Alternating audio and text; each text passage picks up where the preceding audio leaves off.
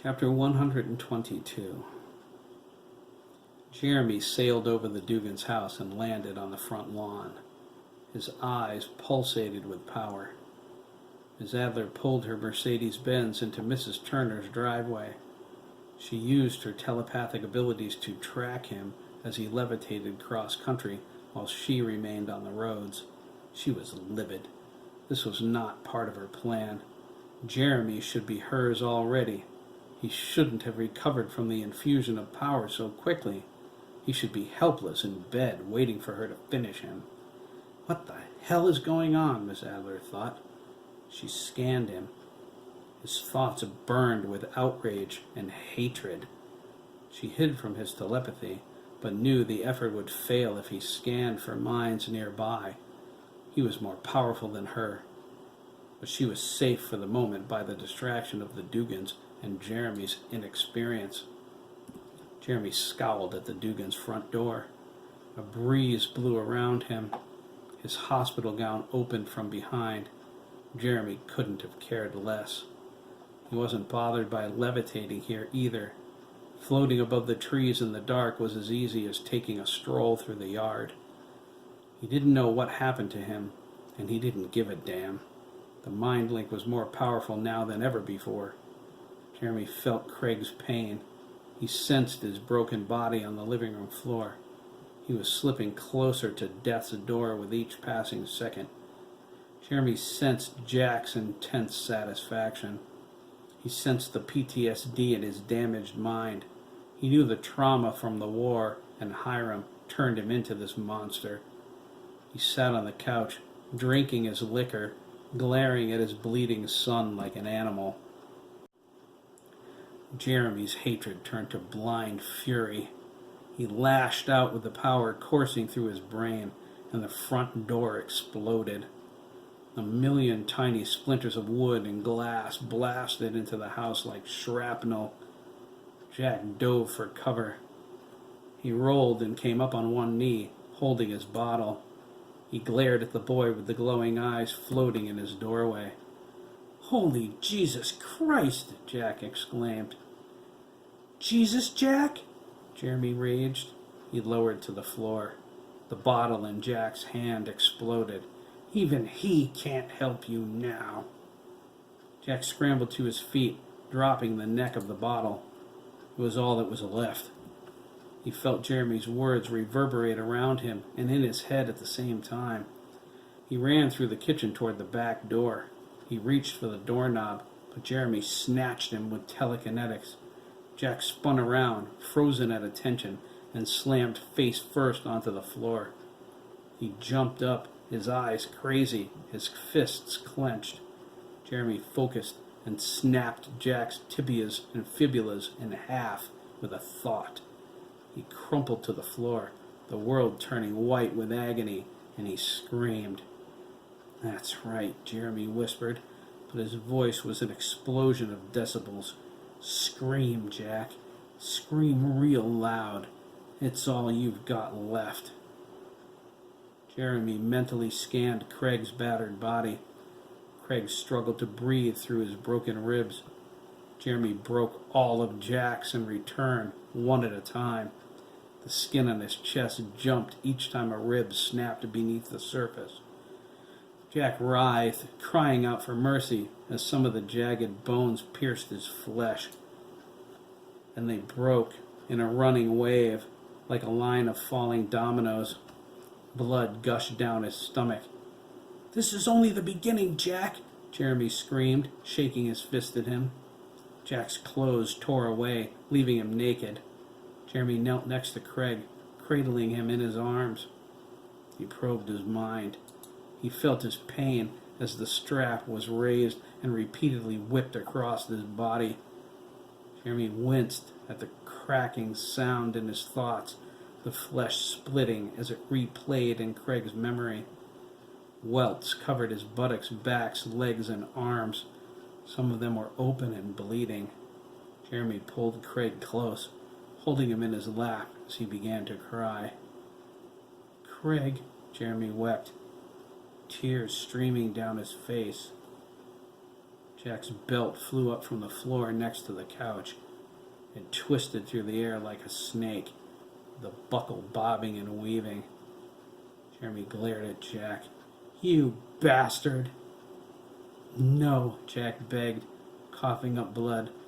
"Please, no more." "Isn't that what Craig said, you son of a bitch?" Jeremy roared. Every window in the house blasted out as a wave of force exploded from his body. Miss Adler watched from the yard in awe. She dove to the ground to avoid being decapitated by the flying glass. The entire house shook with Jeremy's rage. She rose and watched as the belt slashed Jack's face, splitting his cheek. He howled as it hit him on his back, taking chunks of flesh out of his ass and cracking like a bullwhip. Jack held his hands up, vainly trying to deflect the lashes as it whizzed around him, continuing to strike. "How do you like it, Jack? Huh? How do you like it?" Craig stirred, drifting between the light and the dark. His eyes were swollen shut. He reached up and gently wiped the tears streaming down his best friend's face. He sensed Jeremy's fury and his power through their mind link. He was terrified. It was intense. And yet beneath his wrath was the love Jeremy felt for him. It blazed through Craig's agony straight to his heart. "Craig," Jeremy blubbered, his tears falling even faster. "Please, man. Don't go. Stay with me, okay? Please? I need you so bad." "Jeremy," Craig managed. His fractured jaw ached. "No more, okay? Please. He's my daddy. He's... Craig slumped backward and died. The belt whipping Jack fell to the floor. "Craig? Craig!" Jeremy cried, the mind link dark and silent. "No! Oh, God, no, please!" Jeremy felt his power rise.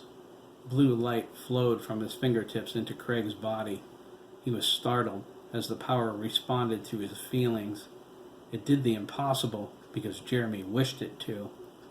The mind link roared back to life as Jeremy willed Craig's injuries away and brought him back.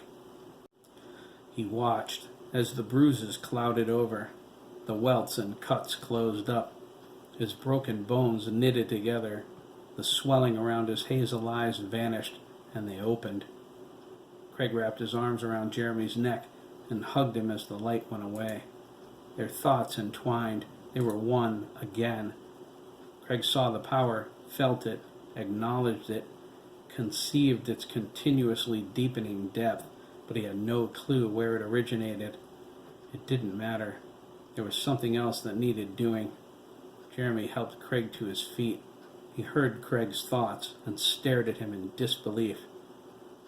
"You can't be serious, Dougan!" Jeremy exclaimed. "You want me to do what? You just died, man!" "I know, Jeremy," Craig said. He looked at his bleeding, sobbing father and nodded. "He's my dad. I don't know what's happened to you, and I'm too scared to care right now, but you were in his mind. You may not be able to see it because you're angry, but I can. Somewhere under all of his rage, all of his pain, the real Jack Dougan is still alive. You saw him. I see it in your thoughts. Help him, okay? I need you to do this for me as my friend." Jeremy stared at Craig for several moments. He threw his hands in the air and stormed over to Jack. He glared at him hatefully. He was glad he had the power to hurt him the same way he hurt Craig. "Help me," Jack coughed. "You suck, Jack," Jeremy said. "If it weren't for Craig, I'd let you die, you scumbag." Jeremy reached out and touched Jack's forehead. His healing power rushed into his body. It was instinctive. He told the power what he wanted, and it happened. He had no idea how it worked. It just did. He purged Jack of the alcohol and the disease of alcoholism, but he took his time. He wanted Jack to feel every moment of pain. Miss Adler gasped from the shattered front window. She thought, "This is incredible." She stared in fascination at her creation. Jeremy was all she hoped for, and more powerful than she ever was. Then, her heart skipped a beat. She realized Jeremy had no idea how to control the abilities he possessed. He was acting on instinct. Telepathy was its subtle power. Jeremy was using his like a battering ram. He smashed through Jack's memories, his greatest pains, and secret shames. "Oh, no!" Miss Adler cried. All hell broke loose inside the house. Dishes flew around the room. Craig dove under the kitchen table. The furniture jumped through the broken windows into the yard. Miss Adler dove for cover again as silverware from the strainer sliced through the air toward her. The kitchen table launched through the back wall.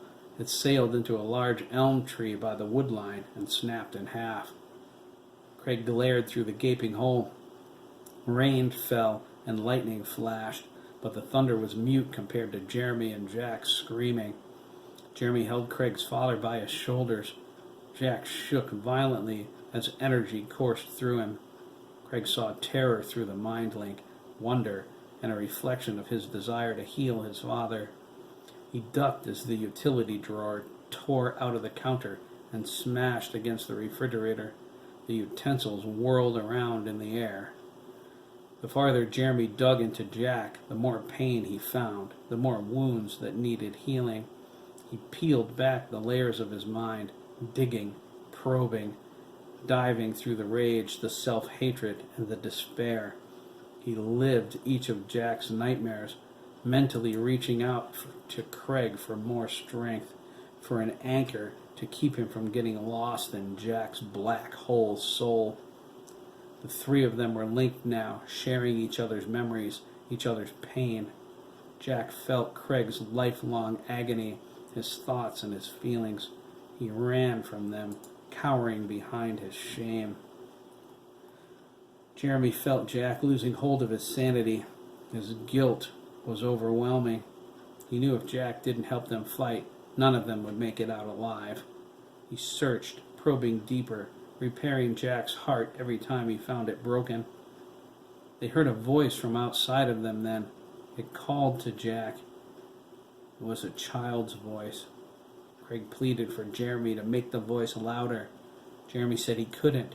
He wasn't the one making it. "Remember," Giuseppe whispered to Jack, "make the right choice." Choice? Jack despaired. What choice is there? He had seen enough. All he wanted to do was die. "Make me proud, Jackie," Wade said. "Don't run away, lad. Face what you've done. Don't make the same mistakes you made before. Fight for your son." Jeremy and Craig felt a burst of determination in Jack's mind. They cried out, their thoughts racing together. They relived the war, Wade's death, Hiram's assaults, the accident that killed Thomas, Dale Kerrigan blasted to pieces, Craig's beatings, Carol. All of that pain flowed through them into Jeremy. He drew it out, healing each of them. In the eye of the hurricane of that agony, Jeremy saw what Craig always did. The real Jack Dougan. Fear rose in him as he realized he could never heal Jack completely, unless a little poetic justice, Jeremy thought. He concentrated, drawing strength from the souls hiding inside of him, despite their wails of protest. They hated Jack. They blamed him for their deaths. Jeremy shut them out and took what he needed. Ian, Dan, Sam, the Leach twins, Terry, howled. Jeremy devoured them until only his imagination limited his power. Jack's feelings overwhelmed him. Jeremy flooded him with all the healing power he could muster. He threw his head back and screamed. Pure, oily black thought energy shot out of Jeremy's eyes. It blasted through the ceiling, exploded through the roof, into the stormy night sky. The black light expanded and then imploded with a loud whoomp. Craig and Jack flew away in opposite directions. Craig slammed against the kitchen cabinets, rolled off the counter, and landed on the floor. Jack crashed into the living room wall and smacked down onto a pile of pots and pans. Craig struggled to focus, but everything went dark as he fell unconscious. Jeremy stumbled through the living room toward the front door, dizzy but chuckling. The storm within him ended, and the flying items inside the house crashed to the floor. "Take that, Jack," he whispered, exhausted. "Let's see you hurt Craig now, you bastard." Jack got to his knees, stared at his hands, gasped, and fainted.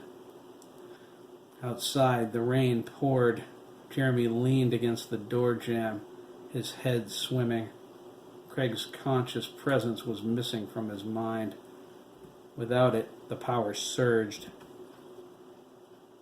He walked into the yard.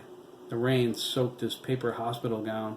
The water flowed down his back as he panted for breath. The power was replenishing already. He discovered a suggestion planted in his mind that forbade him to discuss the mind link. He banished it from him and Craig. He wondered who put it there. A chorus of voices filled his mind, and he cried out. The spirits within him were trying to bend him to their will, taking advantage of his distraction. Jeremy fought them. He stumbled into the walkway, holding the sides of his head. They clawed their way through his mind, trying to control him. "No, I won't let you." "Jeremy?" Miss Adler asked from behind him. She trained her telepathy on him with all of her will. Jeremy responded to her voice. It was impossibly inviting as his mind went blank. He turned toward her, the glow from his eyes matching hers. "Now, my savior," she sneered, grabbing the sides of his head. "The game is over, and you are..." But she stopped. Her expression was surprised. She cried, "What?" as something blocked her attempt to reach into his mind.